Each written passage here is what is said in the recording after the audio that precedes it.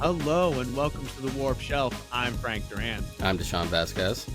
And today, two artists tell you what belongs on your Warp Shelf. Our Warp Shelf, That can be physical or literal, or it can be metaphorical or spiritual or anything that moves you. And today, we're even talking about AFI Top 100 movies. A lot of people's top 10 movies, Pulp Fiction, a literal meme in film school to me and Deshaun, where film school plague. Film school plague, really, of like you go to film school. Why? Because you saw Pulp Fiction. It was awesome, Or like, Boondock Saints. Yeah, Boondock Saints, which Boondock Saints fucking inspired the shit out of me, so I can't even talk, I can't even talk. And that's the kind of thing here is that I want to say is that even though this is kind of been taken over by bro culture, that like a lot of bros love Reservoir Dogs or Pulp Fiction, I want to start off this by being like, because it's a film noir or like Reservoir Dogs or Pulp like Pulp Fiction. It is literally a genre, and I think that a lot of people just don't experience genre films or film noir or pulp in any way, because it was literally a genre, from 1920s to 1950-ish, 1960s, and it's a literal feel. It and it's something that a lot of people don't experience. They haven't seen movies like that. And I do not blame these bros for falling in love with something with such purpose in trying to capture that genre, that vibe, and I feel like I don't really blame them, because like this is it's something that they haven't seen, but that also brings us to something that's kind of important, is media literacy.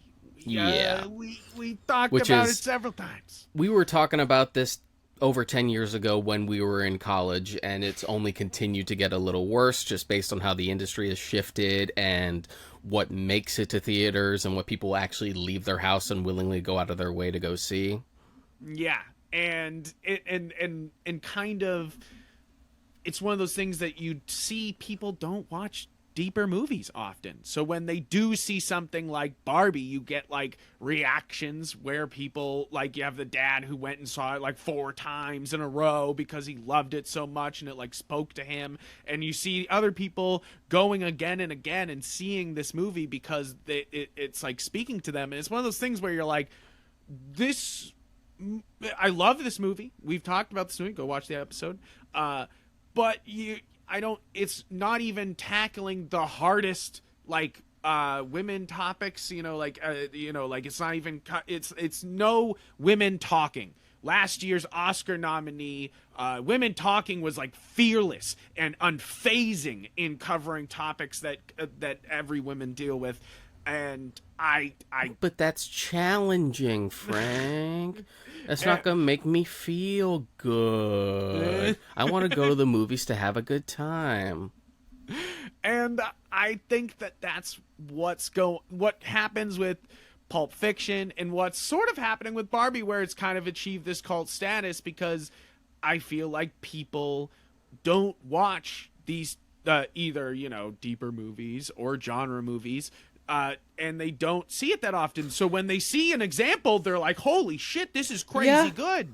And it's also a case of like, and this is already going to sound kind of snobby, a lot of people are fundamentally not creative. And I feel like everyone can be creative. Everyone can be creative. Yeah. A lot of people aren't. But, yeah.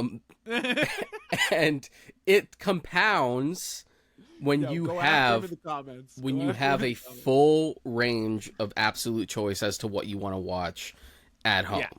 Like, while I love The Control, I mean, streaming services are trying to piss me off because they're basically just repeating cable again. But just the sense of like being able, for the most part, to just like pick and choose what you want to watch at any given time is good, but then you have a lot of people who just won't ever take advantage of that and just rewatch a sitcom until they die. Yeah. But, and as much as I don't miss the cable, like, system, there was something to, oh, this movie just came on, why not? Just let it play. It's something to watch. And you would always get that, like, spontaneity. You would constantly be surprised, for better or worse, even if it was something bad. As opposed to, like, I see, like, my parents try to go on a streaming service, and they just doom scroll for, like, 20 minutes trying to find something because they're not used to it. Just like, I shouldn't have this control. Why can't the TV put something on for me? I know, it's sometimes hard to choose when you have so much choice. I feel like that's really the thing, is that, like, you know, like, a lot of people don't know what to look for, you know, like, they don't, other than what's passing across at the top of Hulu, on the top of Netflix, you know, like, I feel like that sometimes is the way, or if they heard it from a friend, like, you know, like, that is, and it's also kind of a trap to, like, precisely, like, pinpoint the exact thing that you're in the mood for at this given point in time. It's why, like, and we've talked about this as a vibe, Netflix. I need to know.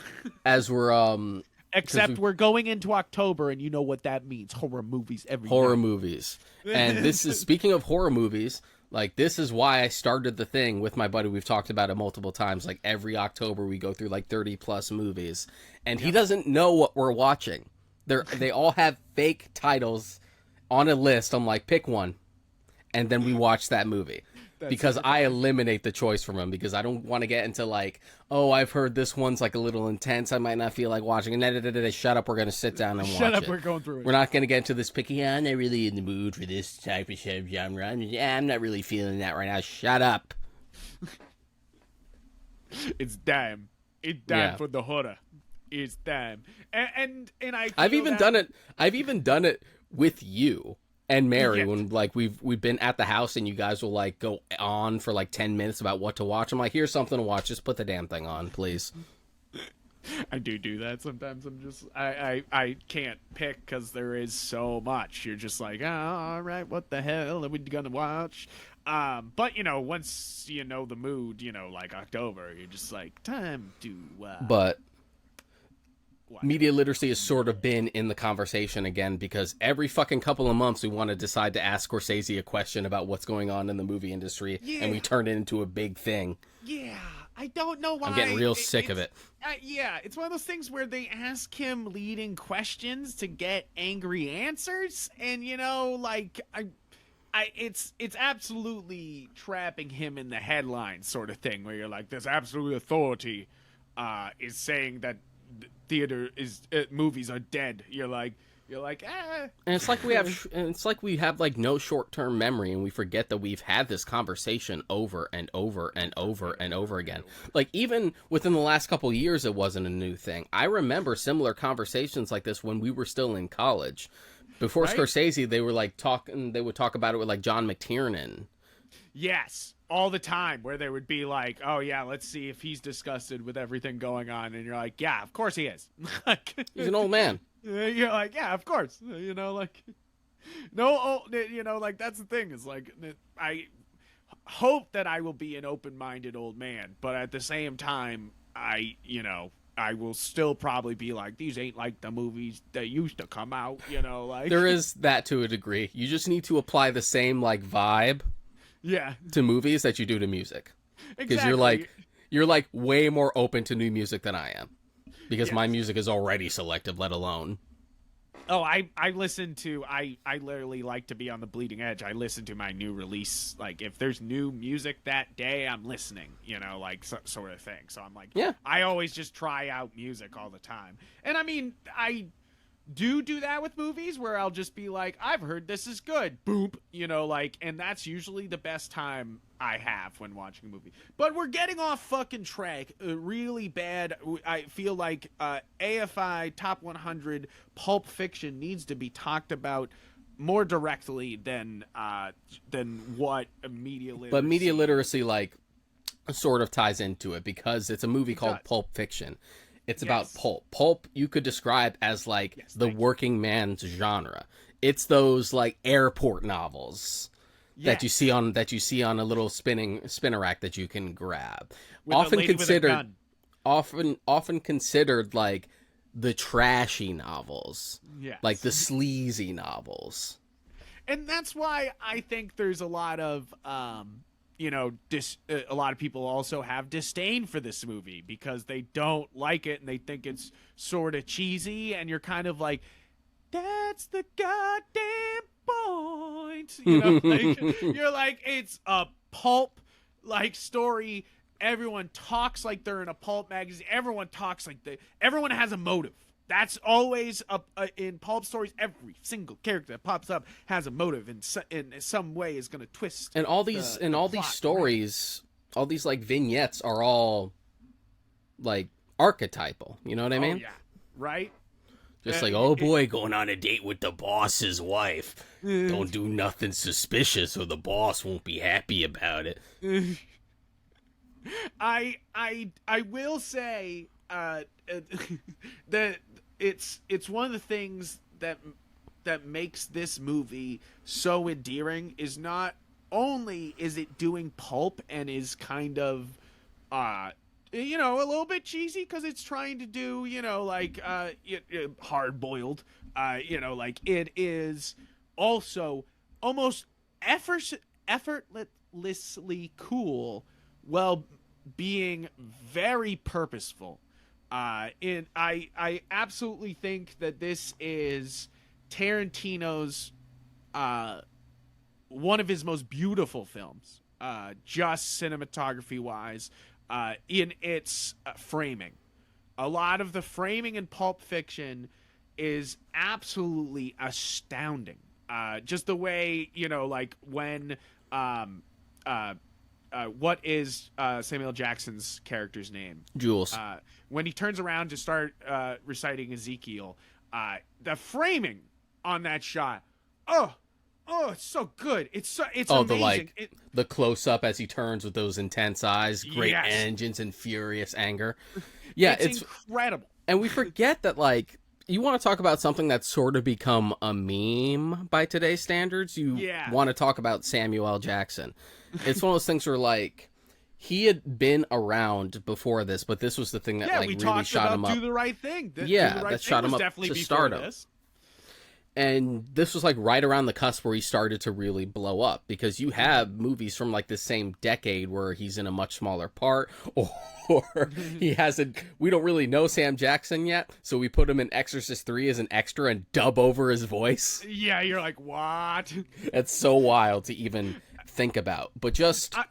But it's true is that you almost get away. John Travolta is hot off Saturday Night Fever, so he's the big fucking get of this movie. Not even, because Saturday Night Fever was decades old by this point. Really? Like Travolta's career, so you're right. Travolta's career was actually on a downward trajectory before he did Pulp Fiction. Okay, like he didn't really. That was actually the weird thing for him, because he wasn't necessarily the leading man in this. All right. Yeah, he's not, but he sort of is. It's sort of Bruce and him, you know. Yeah, like that is.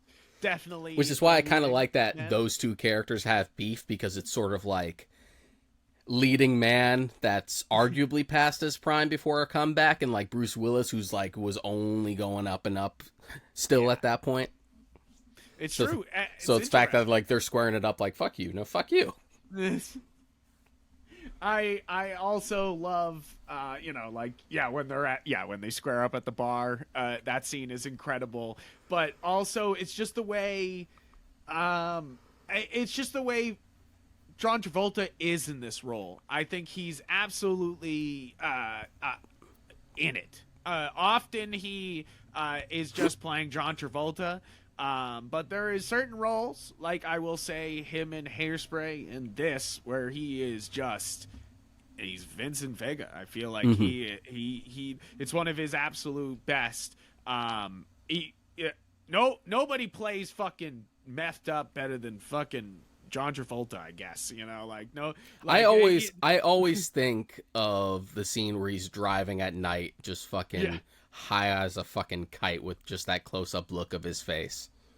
Like, right? It's crazy. I think it was like a stand up comedian who had talked about just like whatever the fuck Travolta is feeling in that scene is how I want to feel all the time.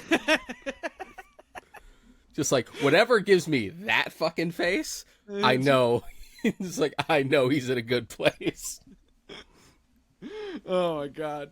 I think that, yeah, like you're saying, but like you were saying, Samuel Jackson was kind of he's playing like this kind of smaller role next to John Travolta here, and it's just one of those things where like you put his later career out of your mind, and you just kind of try to put yourself in that space of like his career's not really taken off hugely yet, and you watch this for the first time like circa 94. You can see like the energy of just like, oh, I am watching an instant icon. Yeah, right.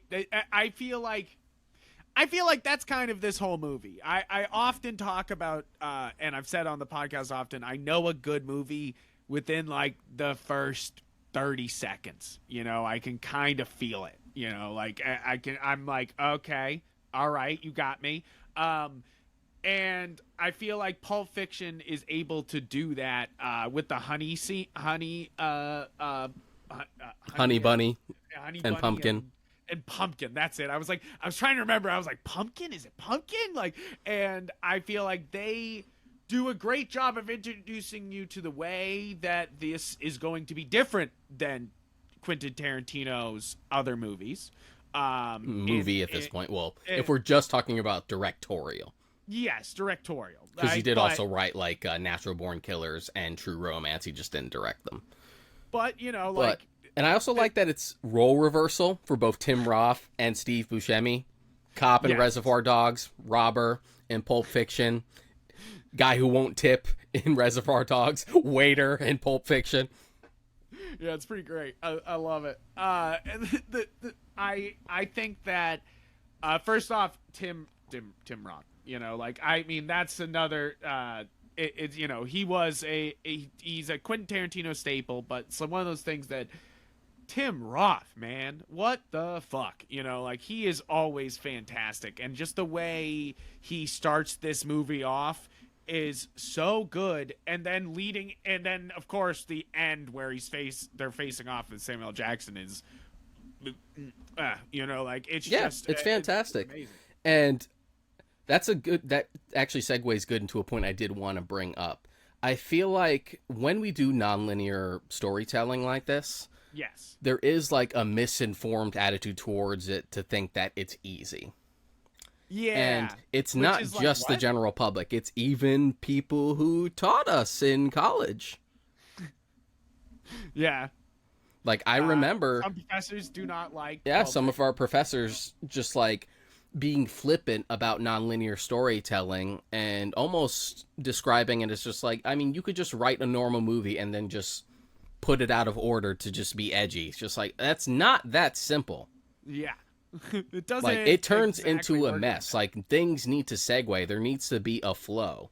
And one of the things that blew my mind watching this again is, I don't know why, in my head I always pictured Pulp Fiction as like a 90-minute, 100-minute movie at most. Nope. It's fucking 2.5 hours. Nope. And it just fucking goes. It really fucking does. I was at first I'm sitting there going, wow, the pacing on this is fucking flying with the first two stories, and then you get to like, and even with Butch, it starts off and it's flying, but then once you get to like Butch's love story, it is absolutely like, this is a pulp novel. We have to have sex in here, you know, like, and you're just like, and then the plot still like holds out for a bit, and then it kicks up again. But it's one of those things that like, I feel like that's one of the major strengths of this movie is that it's non-linear to keep it fucking cooking. You know, like it is a long movie, so it needs to keep moving. Yeah, and like, things also segue. Things also recur. You have Marcellus Wallace as a presence in every single one of the shorts. There's the recurring motif of, like, something important or vital or dangerous always happens when Vincent goes to the bathroom. Right? You're just like, Vincent, stop this. Stop going to the bathroom, dude. You're missing key information here. And the fact that, like, when he goes to the bathroom, he's, like, reading Modesty Blaze, which is itself a pulp novel. Yes. Interestingly enough, about a criminal who doesn't know what to do with himself after his group disbands. And also, funnily enough, is hinged on a diamond heist. So, wink to Reservoir Dogs. I love that. I absolutely...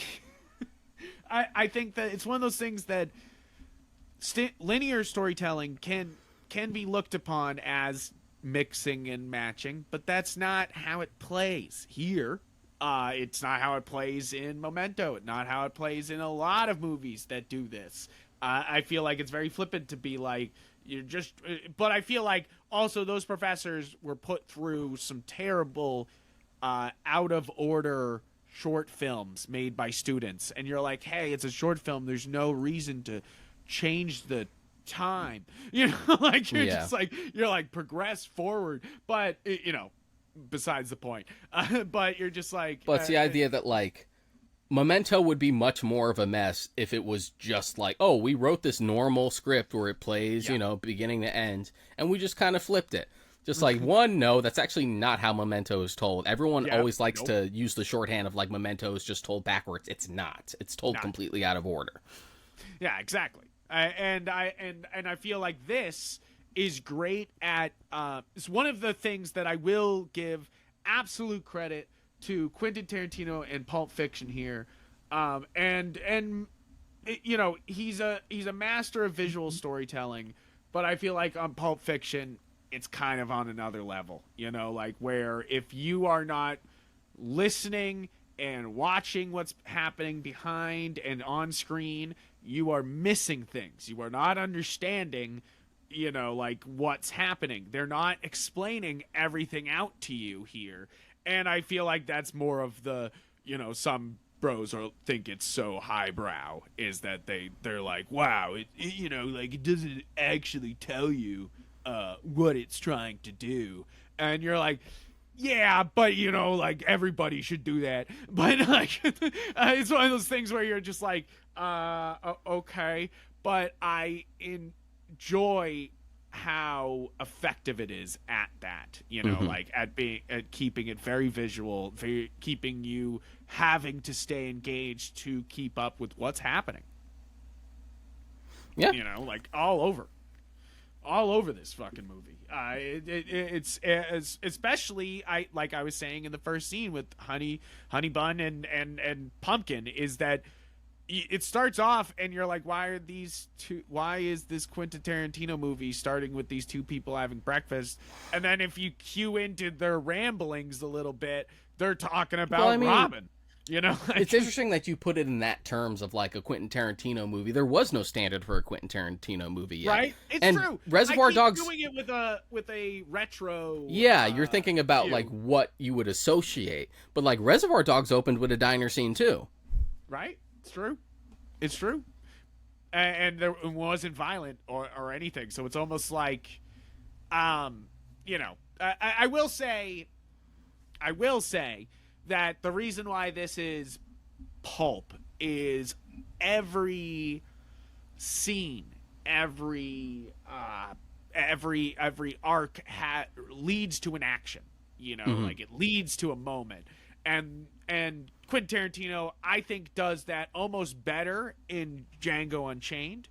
But I feel like this is a masterclass in making it pulpy and also being effective in scenes by always having some an action at the end, and it being like kind of this exclamation point to an already great scene. Like and he does it great in Inglourious Bastards too, where I feel like Inglourious Bastards is great at using the violence of the scene implied until it's not. And here it's not that, but there is always an action, there's always something big that moves the rest of it right at the end of every one of the scenes. And it is one of those things where like it does its job conveying violence that it actually doesn't have the money to show, because this is always like touted as like, oh, it's such a violent film, when you actually get to like the scene where Jules is talking to Brett, When he shoots his friend on the couch, and when he shoots Brett in the shoulder, there's no squib that goes off. It just kind of cuts away. And then he holds his shoulder, and he has a little stage blood on his hand. Like, it's... But you don't notice that because you're just... Fucking Sam Jackson in that scene, like, commands your attention. Your eyes are on him the entire time. Exactly. It's like a lot of people like to... I was really into blood shooters when I was starting out film, and everyone always was like, yeah, Quentin Tarantino. And I'm like, no. Because I was always like, I was more like Evil Dead. Like, I was always like, you know, like not even further. Like, let's go, like, Tarantino, no. Not until at least you get to, like, Kill Bill. Yes, and that's where you get blood sprayers. But like, but Robert Rodriguez was doing blood shooters more, and that's where I was more pulling it from. You know, like and Evil Dead. You know, like was being like, all the violence in Pulp. Most of the violence in Pulp Fiction is pretty like sleight of hand. The most you get really is when Vincent is shot in the bathroom, and of course when Marvin gets shot in the head. Which it's funny. I always not forget, but I always almost forget that fucking Phil Lamar is in this as Marvin, and it always makes me happy. He makes me so happy being in this. It's one of those things that he's proud 3 icons in this scene. Yeah, right. It makes that scene so great. Now the classic question, Deshaun, because we're talking about that scene. What's in the fucking briefcase, bruh? What's in the briefcase? As like the writer and like the metatextual side of me goes, it doesn't matter. Yes, exactly. I think that's exactly it, is that Tarantino knew nothing would be cool enough for this, so make it nothing. You know, like... And I've heard all the fucking theories. I've heard the like, oh, it's Marcellus Wallace's soul. It's the diamonds from... Why would Vincent Vega open it and just look at it longingly if it was Vincent Vega, if it was Marcellus Wallace's soul? Like, I don't know. Like, he looks at it like it could change his life, you know, not like it's something mystical, you know. I think it's less the way like Vincent reacts to the case and the more Pumpkin reacts to the case, where he like looks at it with all, he's just like, is that what I think it is? It's beautiful. You're just like, what the fuck did he just look like? Because I don't think like diamonds would necessarily give you that reaction. Right? Maybe it's gold, but also it doesn't matter, you know? No, like, it doesn't matter. It doesn't matter. And like, I think you're exactly right. If you look at Tarantino, it's like he's a director's director, but like he started writing, so like and I won't fall into the trap to hyperfixate on it. Yeah, right. It's same thing with the fucking same thing with the Band-Aid on the back of Marcellus's head. Yeah, I've seen people hyperfixate on that shit too, and it was really just like Ving Rhames had a cut there. He needed a Band-Aid, right? Instead of covering up with makeup, they just kept the Band-Aid on it, and Tarantino thought like, oh, that's kind of a cool detail. Why not? Yeah, right. And you're just like, like, I know people are like, that's where they took the soul out of him. And you're like, and yeah, exactly. I've heard that exactly. Guys, and sure, there is an argument to be made about it's the same thing as Mary recently has gotten stuck on, and she's gonna hate that I'm talking about this, but she's gotten stuck on that Ponyo, you know, the movie Ponyo.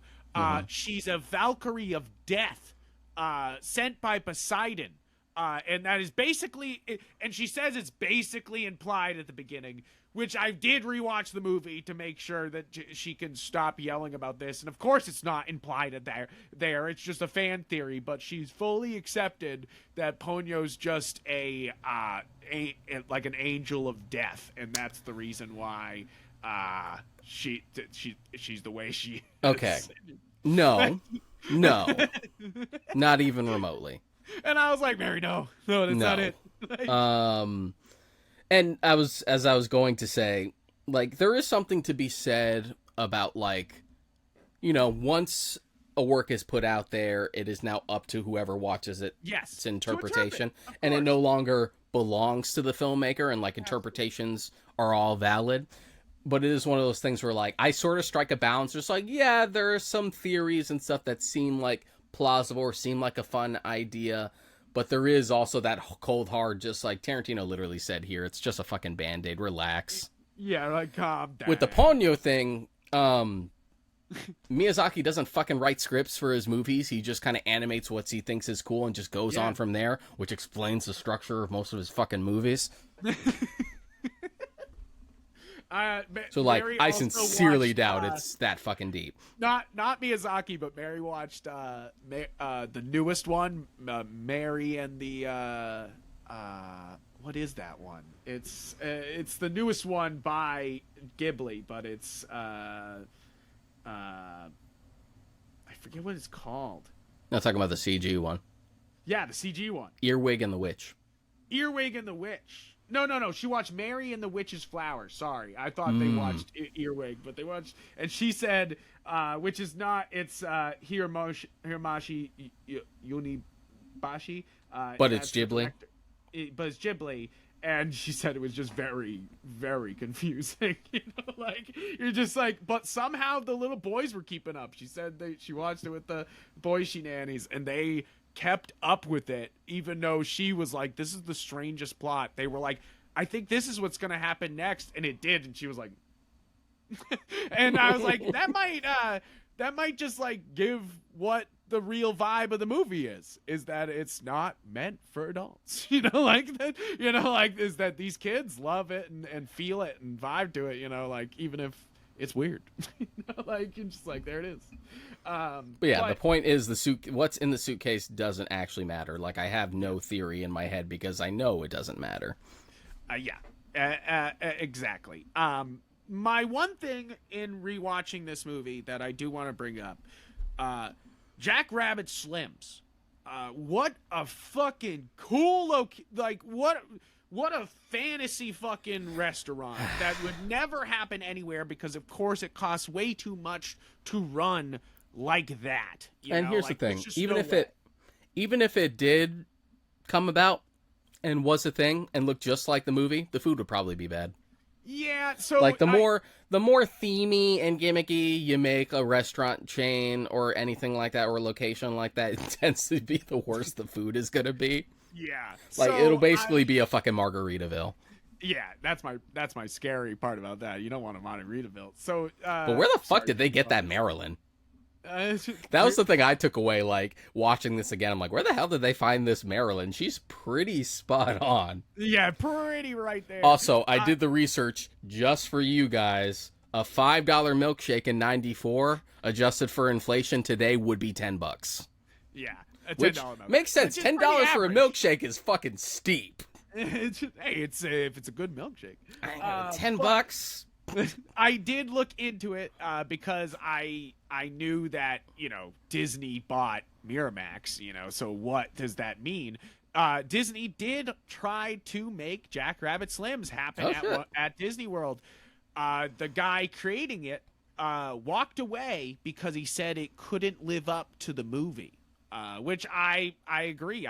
They would probably just kind of bastardize it a little bit and just kind of run it loose, and that and that's the thing, is it's probably too expensive to run a restaurant like that unless it is insanely popular, like it looks like it is in that movie. Like I said, it would likely just turn into like a fucking Margaritaville or a Planet Hollywood. Yeah. But what was cool about looking into if it was real was that they did film it in a bowling alley that they built a whole extra like add-on to it to make it the studio. So it's pretty cool. You could still do a restaurant with the fucking car seats though. Those car seats are dope. Yeah. Oh, it is just kind of sad because Jack Rabbit Slim seems like such a cool place, but it was really nice to learn that it was like a practical stage, and not really any CGI or anything. It was just all just moving throughout, and I think that's really cool. I think that just shows the meticulous nature of Quentin Tarantino in this movie, because to build this is just meticulous. Mm-hmm. Something like Jack Rabbit Slims, you're like, what the fuck? And just how endearing is the dance? I mean, obviously, like, I'm sure a good chunk of it was just like I got John Travolta in my goddamn movie, I'm gonna make him dance. Right? I But thought I could that also too. see it as like, I could totally see it as like a studio, especially like Miramax, looking at a scene like this. Like, do we really need that? You cut that out. You can get it, but it feels right, and it feels part of the like the cool nature of everything. Like it's like that's what's going on. It feels And also cool, the just like like, palpable fucking sexual tension between these two. right? They do a good job with that too. I feel like that really works really well. You could, I mean, there's a reason why like Mia Wallace, like Uma Thurman's character, is all over the posters and stuff. Yes, Just like, oh right. yeah, that's a presence. And she and Tarantino became fast friends during the making of this, and during the production of this, conceptualized Kill Bill. That's why That's when you cool. watch that's why when you watch Kill Bill, it says based on The Bride, a character created by Q and U. It's Quentin and Yuma. Oh, that's cute. I like that. I think that this is like it's one of those things that yes, she's kind of a small part to be the poster, but at the same time she is such a presence here, like it is such she's felt throughout the movie, like and I feel like that's the fun of her character there. It's like we were talking about the leading men, but like the leading lady is Uma Thurman, and she fucking steals the fucking show, like absolutely. And you can watch like behind the scenes for the making of the film where like actors who were like auditioning for different parts ended up with someone else. A consistent thing is like all the actresses were auditioning and really aiming for Mia's role in the script. That's funny. That's funny. Everyone wanted to be Mia. They're like, that's cool as shit. Like, it is. It's a cool role. Like, who wouldn't want to be, Mia Wallace? It seems like a great role. Like it just seems like. I mean, it's so fun to read. And it's not even. Who wouldn't want to be Mia Wallace? It's not even a thing that just pertains to auditioning for the specific film. Put it this way: I had a girlfriend in high school who looked a lot like Uma Thurman and had a similar haircut. Sean's like, I'm into it. Sorry. Yeah. I mean, I had seen Kill Bill before I had seen Pulp Fiction, so I already had like the Uma Thurman awakening way before that, but you know how it is. But I think that I think Jack Rabbit Slims is this great like and I feel like is this great like interlude in the plot, because I was talking about earlier that the plot moves. I feel this is not wasted time. I feel like that the whole Jack Rabbit Slims scene is so great because you have the underlying, like you were saying, the sexual tension, the underlying tension of that she's your boss's wife, and she asked you out to go, and he somehow let her and gave permission, and told you to go, he's being like forced into this weird situation that he knows is just trouble. And I feel like that constant tension is able to be kept underneath this kind of like fun, nostalgic restaurant scene. And even before we get like the sections where we actually see Marcellus like at the forefront, he's constantly talked about. He has a presence. He has at least one small appearance in every single one of these. Exactly. Seen from the back at first, when they finally see him in the beginning of when you first meet Butch, is pretty great. You just see the back of his head. You're just like, oh man, it's so like classic like 80s like super villain, but I kind of love it. Where they're just like in shadow a little bit. Also, you want to talk about things that are like give you a different idea or a vibe or just fucking funny in retrospect. You want to talk about something that's really fucking funny in retrospect is the argument about foot massages. Yes, you're like, Jesus Christ. You're like, of course, Tarantino, calm down. Look, man, I don't kink shame, but all I'm going to say is that you haven't seen Once Upon a Time in Hollywood yet.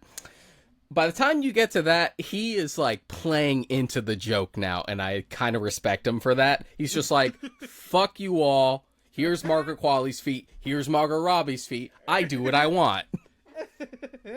Oh, God. It's so true. It's like so fucking blatant in Once Upon a Time in Hollywood. It's hilarious. Oh, my God. That's wild. He's like, kick shame me. I'll show you. Uh-huh. He's like, fuck you. Feet people are blatant, is all I'll say. Out of all the kinks, this sounds like a weird topic for this podcast, but about all the kinks, I feel like feet people are just way too blatant sometimes. They're just out in public commenting sometimes about it, and you're just like, damn, homie, like what the fuck? Like keep it indoors, or like like I keep my shit to myself. You want to do, but like because I know what the public thinks, so I keep my shit quiet. Just like, wait a minute. But it's one of those things where I just don't understand feet. I don't get it. But like it's like I meant to get it. Somebody's thing, There are things that are a lot more weirder than that that I'm sure you also don't get. But hey, yes. Yeah, right? Like, yeah, it's one of those things that shit's a drop in the bucket. Right? I've been on the internet a long time. I'm trying not to kink shame you guys, but that's all I'm saying is the feet guys are fucking blatant sometimes. They'll comment on pictures and you're like, damn, homie, I didn't even think about this girl's feet, and you're just on the comments feet. Like, and you're just like, what the fuck? Just like no shame. No fucking filter. No shame. Tarantino, no shame. Yeah. We're talking about a Tarantino movie. It was gonna come up. It was gonna happen. And I'm sure if it didn't come up, someone would have asked. Just like, oh, you guys really tiptoed around that one, huh? Ah, goddamn, I didn't even mean that pun. Oh, God. I did not intend that pun, but that just makes it funnier. Anyways. Oh my God, get us out of here. There's the fucking short. But I don't know where to transition from this in what part of the story. Anyways, let's sum this up. Pulp Fiction, I think, is broified and has been, used as a kind of meme in its later years, but in reality is an extremely cool, meticulous movie that I feel like is worth watching, even if you think it might just be kind of trashy. That's kind of the point. Meticulous, intentionally trashy, and just downright absurd. Yeah. But also just very planned. Yeah, very every bit of it is a step forward for it with Tarantino. Like every second is not wasted. And also a good point in its favor is that you can't really know where it's going at any given time. No, I would say it's no one was going to predict the way the fucking Butch story was going to end by that.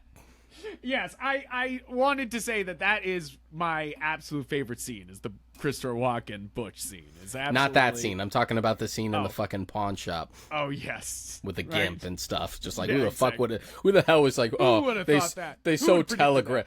God, they telegraphed this so obviously that they were going to get fucking tied up and a gimp was going to come out and there was going to be an assault. You're like, nope. Just they did not telegraph that. Tarantino planted the seeds for that too early. I saw it coming.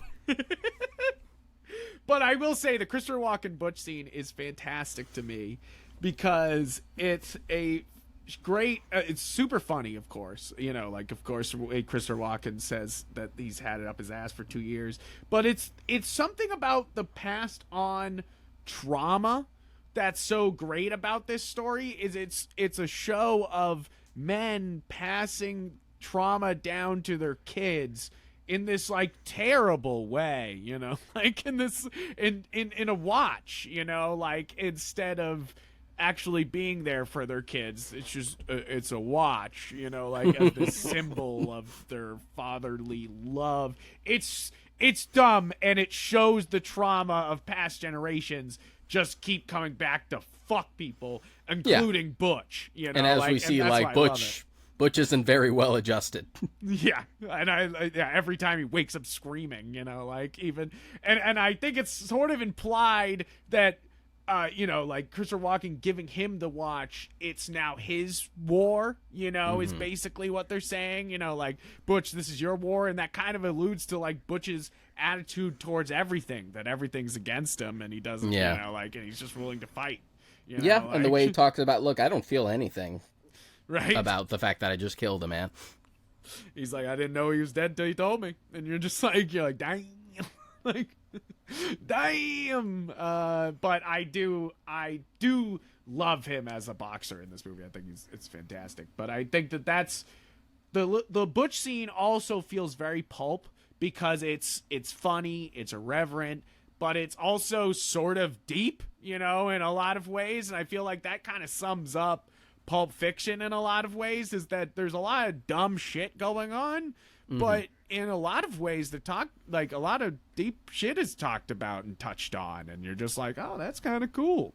And I feel like that's kind of the staying power of this, is not only its meticulous directed nature, but also it talking about things. I feel like that's what the whole truth is stranger than fiction.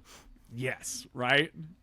I absolutely, I will say I do adore this movie. I mean, people can shit on it. It's sort of meme-fied. I'm not going to say it's a guilty pleasure because it's a great movie. Yeah. Yes, has it been mainstreamed? Probably. But that's probably for the best, because that means Tarantino gets to keep making genre movies. That's what it's all about, baby. And that sort of thing is always sort of out of your control. You can't control the way people are going to take it or learn the wrong lessons for something. Yeah, right. Yeah, exactly. Now, guys, I just want to say this is absolutely should be on your Warp shelf. This is absolutely deserving to be on the AFI Top 100 list. I'm kind of surprised it's so high up here on the list, but it kind of shows you. Oh, you mean quality. or so far down on the list? Yeah, rather? So far down on the list. We're in the 90s, and this is where Pulp Fiction lies. It kind of shows you the quality of the movies we're about to dive into. Yeah, a lot of movies. A lot of movies on this list. So, guys, if you haven't listened to the other AFI Top 100 episodes, go back and listen to them, check them out. We're going to do a lot more. Next up is French Connection, one of my favorites, and we get to talk about William Friedkin, which we lost this year. So that'll be really great, actually. I think that'll be a really awesome episode. But after Halloween, because it's October. Yeah. And if you guys didn't know, we always do a theme every year for our Halloween episodes, and we kind of go hard on the episodes. Evil Dead is the theme this year, and we're not just talking some Evil Dead. We're talking all the Evil Dead. Evil Dead 1, Evil Dead 2, Army of Darkness, Evil Dead Remake, Ash versus the Evil Dead the musical, and Evil Dead Rise. So we are doing them all, guys, and it's going to be in 2 giant chunky episodes. Yeah, which we haven't done a 2-parter since Y the Last Man, I don't think. Yes, and thank you guys for the support on that, because I know that was sort of out of nowhere almost, but because the show was canceled way before we covered it, but whatever, it's good, it's a good time. But this will be, it's Halloween and we're talking Evil Dead, and Evil Dead Rise is new this year. You should go and get tickets to Evil Dead the musical when it's coming to Boston in 2024. We'll be talking about it all. And I'm very excited. I have been pushing my way through, not pushing. I've been really enjoying Ash vs. the Evil Dead, the show. Deshaun let me borrow the DVD, the Blu-rays, and it's quite good. So we'll be getting into that deep. Thank you all for supporting the show. Make sure to check out our personal social medias on I'm Yep Frank and Yep Gundam everywhere. And I am Mod Karaika everywhere. And be sure to check out galaxygeek.com for every episode of this podcast and other geeky fun stuff. And thank you for supporting this podcast. I hope you have a great week, guys. Adios.